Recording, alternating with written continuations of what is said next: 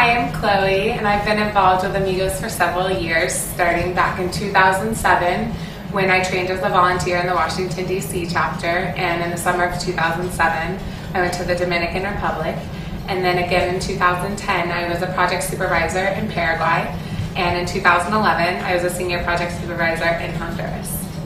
And I'm Eliza, and I've also been involved in Amigos for a really long time. I had my first summer as an Amigos volunteer in 2008 when I went to Honduras, and then I was a vet vol in 2009 in Nicaragua, and then I also continued my Amigos experience as a project supervisor in Honduras, which was where I met Chloe. And we're here today to give you a few pointers on how to give a really great and successful recruiting presentation. So we know that the beginning of the presentation, just starting off, can be a little bit more difficult, but a great way to start off is just introducing yourself and beginning by saying that you've had an amazing opportunity the past summer and that you want to share with everyone else your experience and hopefully get more people excited and motivated to have the same experience as you did with Amigos. And we'll begin right now by following the template of the presentation, and after you introduce yourself, you can go ahead and just dive right into explaining what Amigos is about.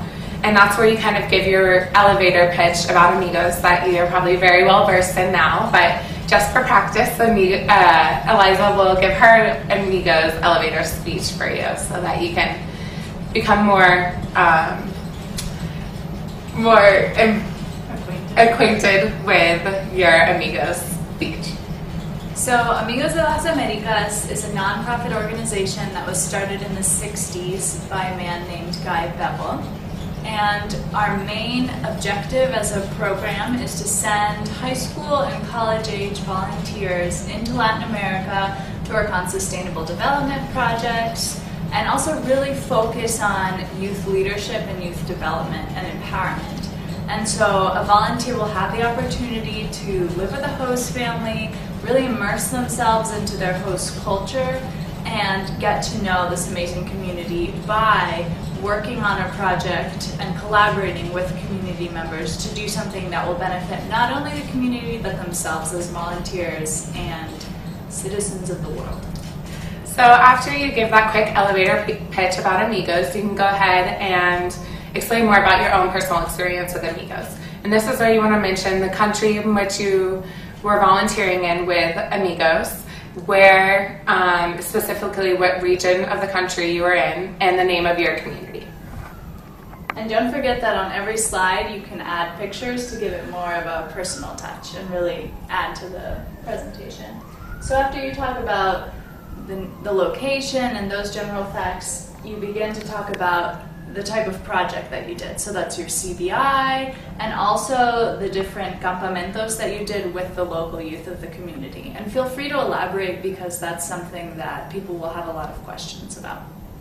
So after that, you can go ahead and talk about your partners and your partner or partners and the living arrangements. And this is where you just want to briefly mention that you had one or two other partners that were also trained in another city in the United States, and with your living arrangements, just go ahead and mention your host family. And we know that for all of you, maybe you weren't best friends with your partner or partners, but what we really want to emphasize on this part is that you had an extra support system. You had someone else that was going through the same thing as you, and it was just someone else that you can lean back on throughout the experience. So now you get to go into the fun part and explain even more about your personal experience and how Amigos really affected you. So we want you, although we said we want you to include photos in the other slides, this is really where you can include photos that you explain a lot about. So for example, I've included a photo of myself in Honduras making coffee. And if I were presenting this, I would talk about how my host mother really wanted me to understand the local culture and the local agriculture of our community, and that involved a lot of coffee growing, harvesting, and roasting. And so here I had the opportunity to roast coffee over an open flame, and it was a very amazing and memorable experience. So that's just one example of how you would give this a more personal touch. And after that, you can go ahead and briefly explain in the next few slides about the more details about how you can become a volunteer with Amigos, what the Tucson chapter does and when the meetings are, and more importantly, explain when the informational meetings are for future volunteers to go and come with their parents and find out more information with any questions or doubts they may have or their parents may have.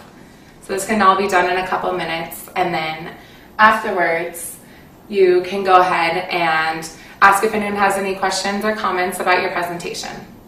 And actually, after you finish the PowerPoint, you should play the video that Amigos provides. That's always a group favorite. And that gives people even more information and makes us seem even more legitimate. And then, like Chloe was saying, open the floor up to questions. And just keep in mind that maybe not everyone will have a lot of questions, but don't let that discourage you because it's a lot of information to take in. But on the other hand, there can be questions about how much Amigos costs, or maybe they want to hear a lot about your partners or something like that. And if they're very specific like that, especially about the costs, just tell everyone that further concerns will be addressed in the informational meeting. So that's another opportunity to really drive it home that potential volunteers should come to those meetings. Okay, well now we're going to mention a few do's and don'ts in regards to the presentation. So it might be a good idea to wear some Amigos paraphernalia like your training shirt. And another important part is to be very enthusiastic and animated while you're doing your presentation. And this is something exciting, something that you want to explain to other people and get other people motivated and excited about your summer that you're sharing with them and the potential for them to have the same great experience that you did. So make sure that you're giving the audience eye contact and staying light and happy the whole time. Entonces, no debe ser tan serio ni tan loco. Just in between.